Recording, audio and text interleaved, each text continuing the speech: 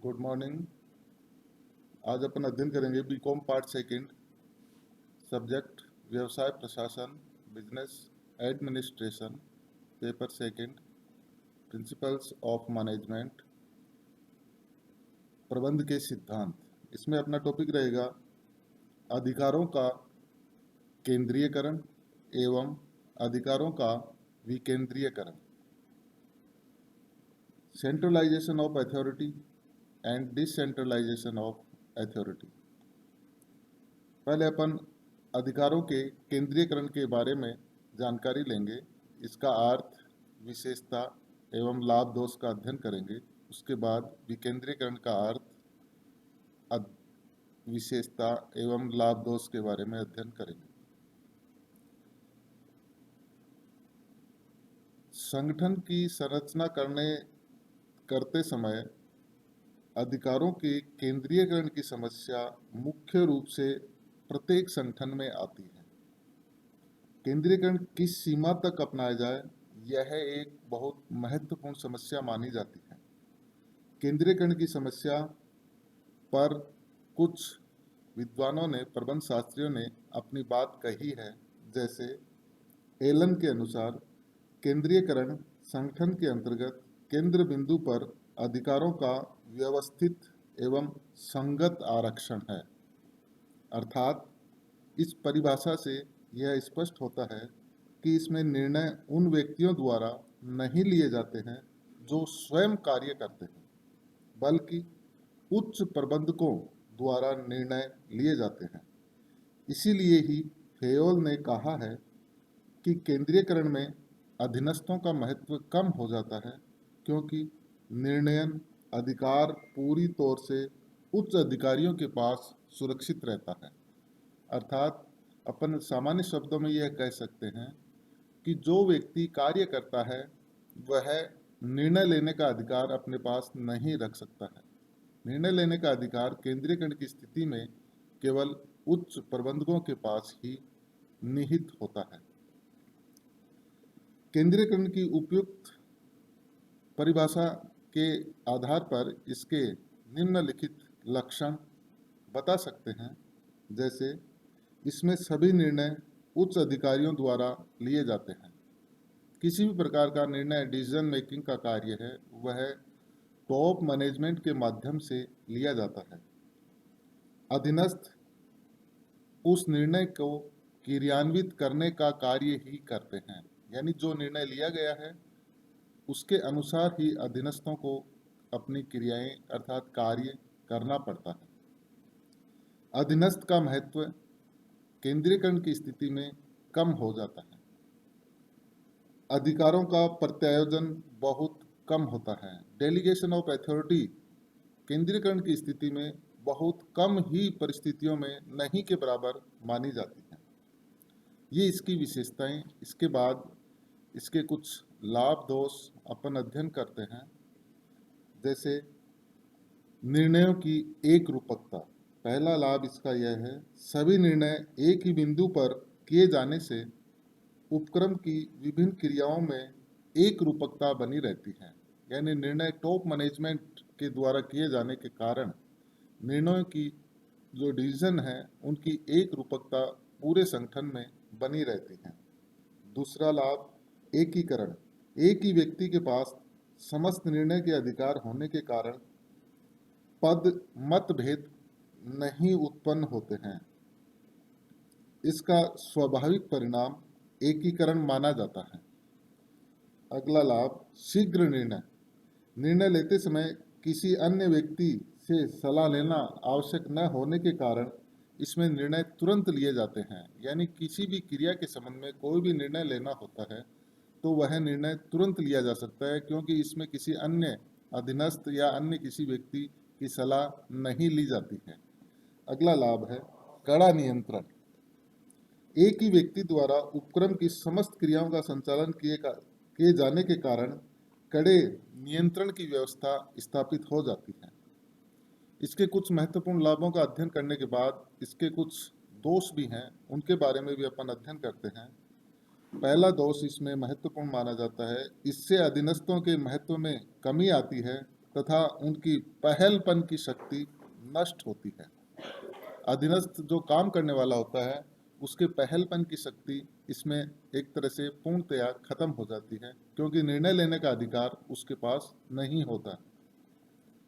इसका कर्मचारियों में मनोबल, रुचि आदि पर प्रतिकूल प्रभाव पड़ता है। यह दोष प्रमुख इसलिए माना जाता है कि अधीनस्थ जो काम करने वाला होता है उसके पास केवल कार्य करने की व्यवस्था होती है। निर्णय लेने का अधिकार नहीं होने के कारण से उसके कार्य के प्रति नीरसता उत्पन्न होती है, उसका मनोबल गिरता है तथा उसकी कार्य के प्रति रुचि खत्म हो जाती है। उच्च प्रबंधकों को अपने कीमती एवं महत्वपूर्ण समय का बहुत बड़ा भाग बेकार के कार्यों में लगाना पड़ता है, जिसका प्रभाव यह होता है कि उनके पास महत्वपूर्ण कार्यों को संपादन करने के लिए समुचित समय नहीं रहता है। उच्च प्रबंधक होते हैं वो तरह तरह के निर्णय का अधिकार अपने पास सुरक्षित रखते हैं, तो इसलिए उनके जो महत्वपूर्ण कार्य होते हैं उन कार्यों को वह पूर्ण रूप से संपूर्ण नहीं कर सकते हैं। अगला दोष, एक ही व्यक्ति द्वारा समस्त निर्णय लिए जाने के कारण उच्च प्रबंधकों पर कार्यभार अधिक बढ़ जाता है। केंद्रीकरण की स्थिति में उच्च प्रबंधकों के पास कार्यभार बहुत ज़्यादा बढ़ जाता है, क्योंकि सभी प्रकार के निर्णय लेने के अधिकार उन्हीं के पास होते हैं। लास्ट, उतावले निर्णय की संभावना हमेशा बनी रहती है। केंद्रीकरण की स्थिति में उतावलेपन के आधार पर निर्णय लेने की स्थिति हमेशा बनी रहती है, तो ऐसी स्थिति में कई बार निर्णय गलत भी हो जाता है। ये केंद्रीयकरण का अर्थ, विशेषता, लाभ एवं दोष का अपन ने अध्ययन किया। इसके बाद दूसरा इसमें पॉइंट आता है विकेंद्रीयकरण, अधिकारों का विकेंद्रीयकरण, डिसेंट्रलाइजेशन ऑफ अथॉरिटी। यह केंद्रीयकरण के बिल्कुल विपरीत परिस्थिति होती है। इसके अंतर्गत अधिकारों का विभाजन निम्नतम स्तर तक किया जाता है। आधुनिक युग में अधीनस्थ कर्मचारियों की भूमिका को उपक्रम में महत्वपूर्ण माना जाता है। इस समस्या का संक्षिप्त विवेचन निम्न पंक्तियों के आधार पर किया जा सकता है। जैसे हेनरी फेयोल के अनुसार, अधीनस्थों के महत्व को बढ़ाने वाला प्रत्येक कार्य विकेंद्रीयकरण होता है।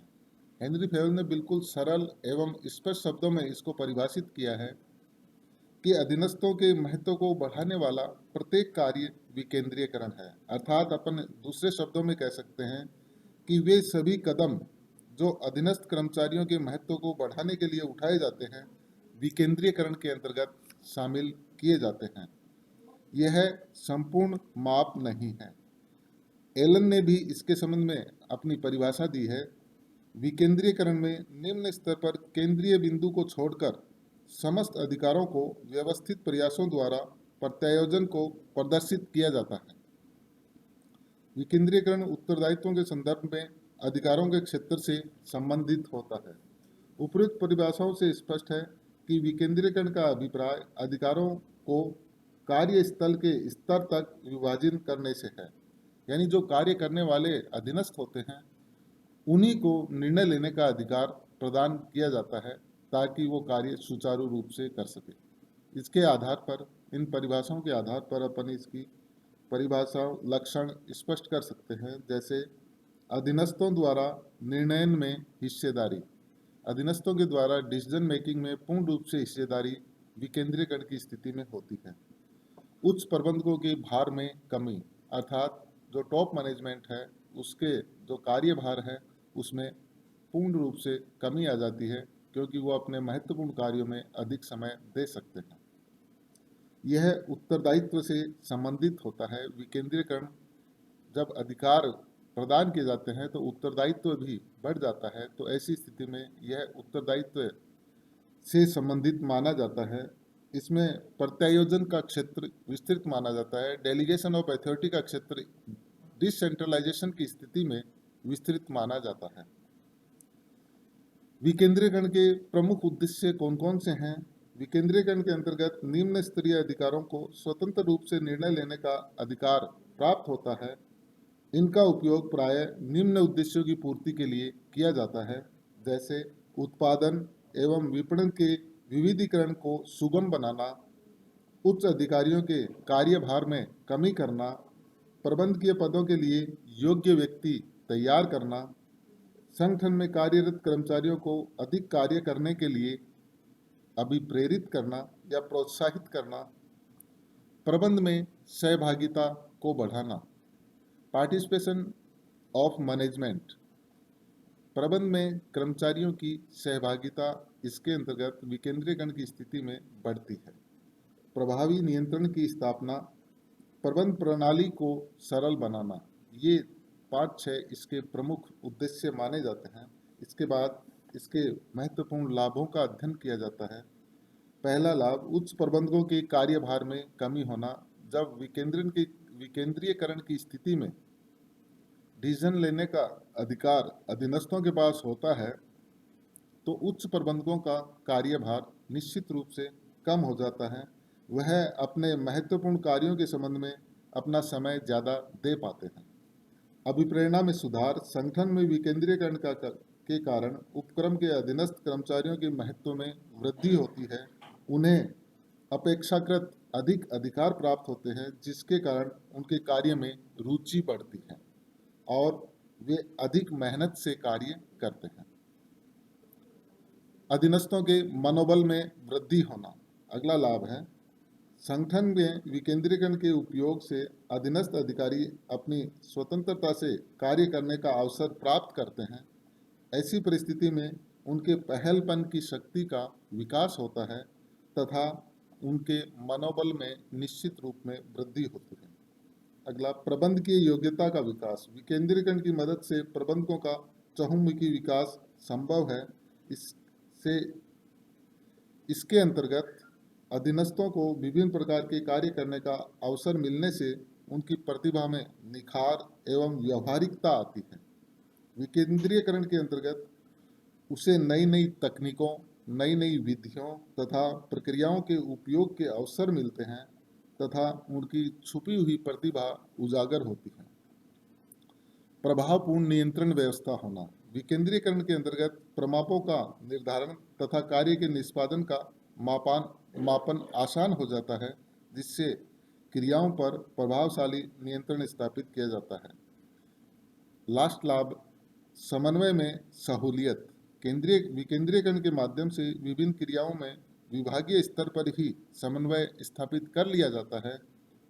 उन्हें उच्च स्तर तक ले जाने की आवश्यकता नहीं पड़ती है।